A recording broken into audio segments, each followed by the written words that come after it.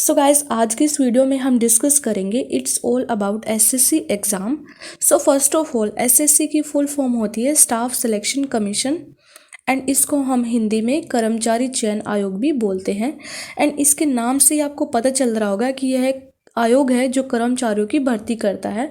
And SSC जो है वो इंडिया में सबसे ज़्यादा नौकरी देने वाला संगठन है। सो नेक्स्ट हम देखते हैं what is SSC exam. So SSC की फुल फॉर्म होती है स्टाफ सिलेक्शन कमीशन एंड इसका हेडक्वार्टर है न्यू दिल्ली में एंड ये बना था 1975 में एंड यह एक ऑटोनॉमस बॉडी है। सो नेक्स्ट हम देखते हैं इतिहास एसएससी। ठीक है, अब हम इतिहास देखते हैं एसएससी का।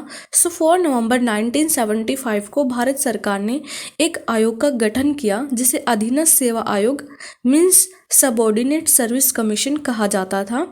देन 26 सितंबर 1977 को अधीनस्थ सेवा आयोग का नाम बदल के कर्मचारी चयन आयोग कर दिया गया, जिसे आमतौर पर एसएससी के नाम से जाना जाता है। एंड एसएससी का मुख्यालय भारत की राजधानी नई दिल्ली में स्थित है। सो नेक्स्ट हम देखते हैं different post offers by SSC. So जब आप एसएससी का एग्ज़ाम क्वालिफाई कर जाते हो तो उसके बाद आपको ये सब पोस्ट दी जाती हैं, जैसे कि assistant audit officer AAO, income tax inspector ITI, inspector examiner, assistant auditor, divisional accountant, accountant junior accountant, tax assistant, data entry operator DEO, lower divisional clerk and then court clerk, constable, sub inspector, inspector, junior engineer, civil, mechanical, electrical, junior Hindi translator, senior Hindi translator, peon, ड्राफ्टरी। सो ये सब post आपको दी जाती हैं। सो next हम देखते हैं स्टाफ सिलेक्शन कमीशन द्वारा आयोजित की जाने वाली परीक्षाएं। सो दोस्तों, एसएससी द्वारा अलग अलग डिपार्टमेंट में खाली जगहों को भरने का काम करता है। यह आप पे डिपेंड करता है कि आपको जॉब किस चीज़ की चाहिए और आप उस पोस्ट के लिए कैसे तैयारी कर रहे हो। सो ये सब एग्ज़ाम है जो एसएससी कंडक्ट करवाती है। सो फर्स्ट एग्ज़ाम होता है एमटीएस की फुल फॉर्म होती है मल्टीटास्किंग स्टाफ। फिर होता है एसएससी सीएचएसएल की फुल फॉर्म होती है combined higher secondary level. Third होता है SSC CGL combined graduate level. Then होता है stenographer, then GD constable, then होता है सीपीओ की फुल फॉर्म होती है central police organisation, then JE junior engineer, then होता है जेएचटी जूनियर हिंदी ट्रांसलेटर।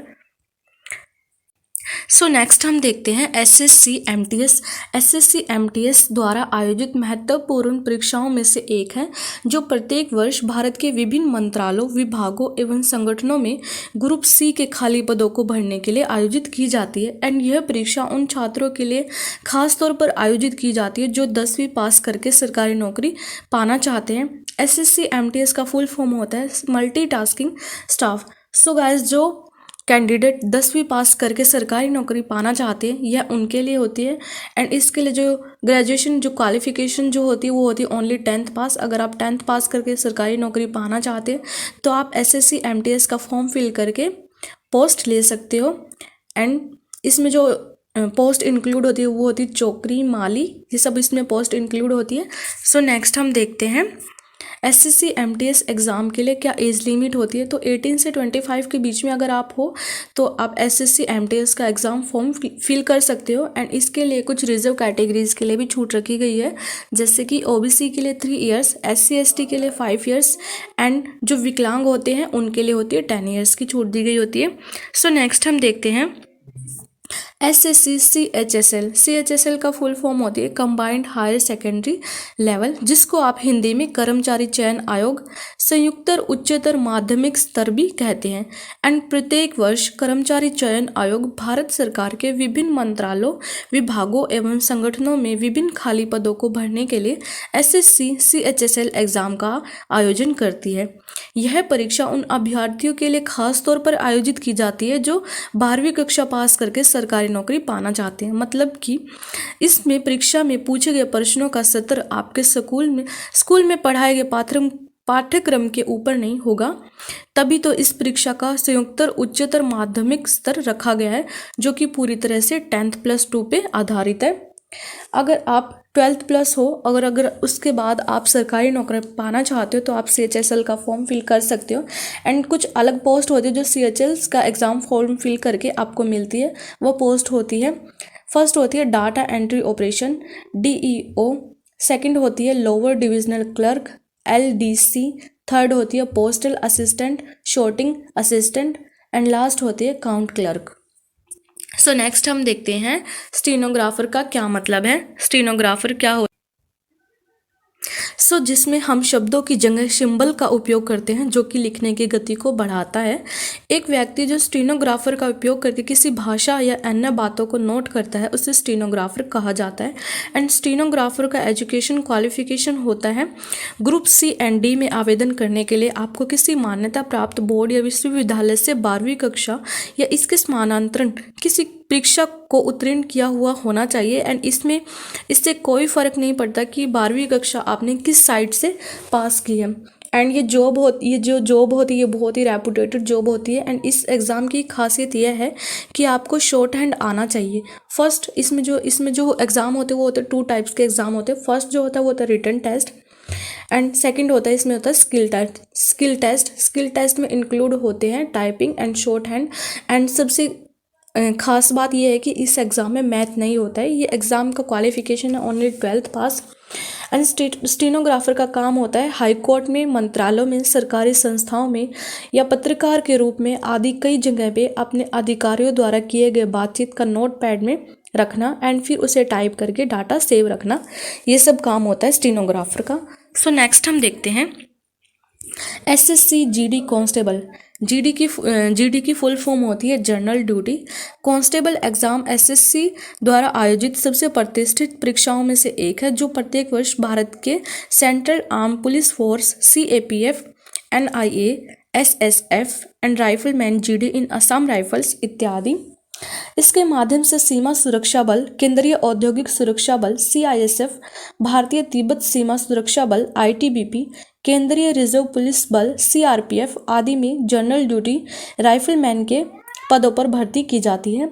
इसका जो एजुकेशन क्वालिफिकेशन है वो है ओनली 10th पास एंड इसमें फिजिकल टेस्ट भी होता है।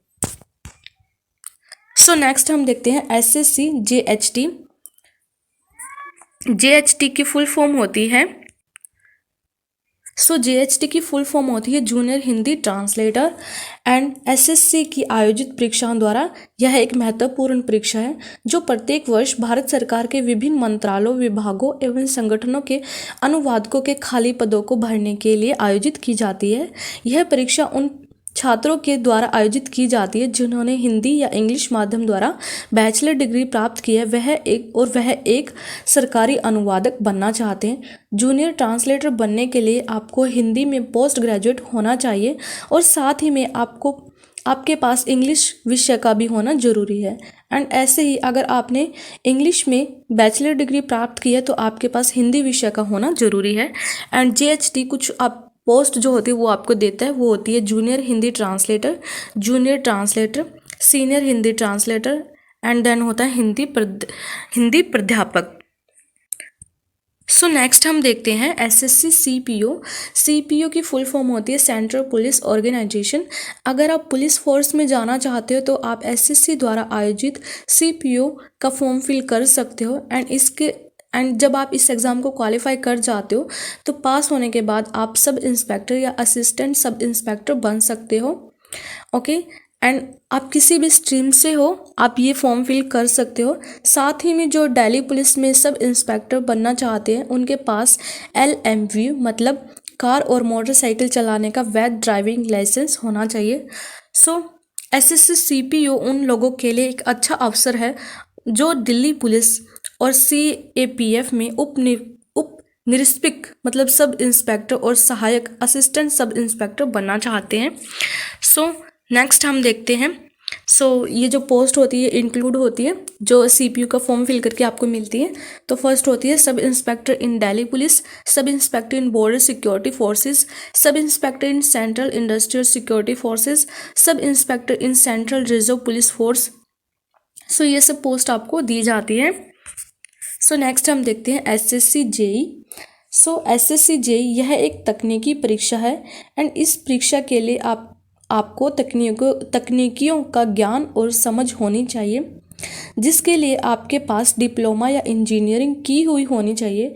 अगर आपके पास किसी भी मान्यता प्राप्त विश्वविद्यालय या संस्थान से इन तीनों विषयों इलेक्ट्रिक, मैकेनिकल, सिविल द्वारा डिप्लोमा या डिग्री या फिर बैचलर डिग्री है तो आप एसएससी जेई की परीक्षा दे सकते हो।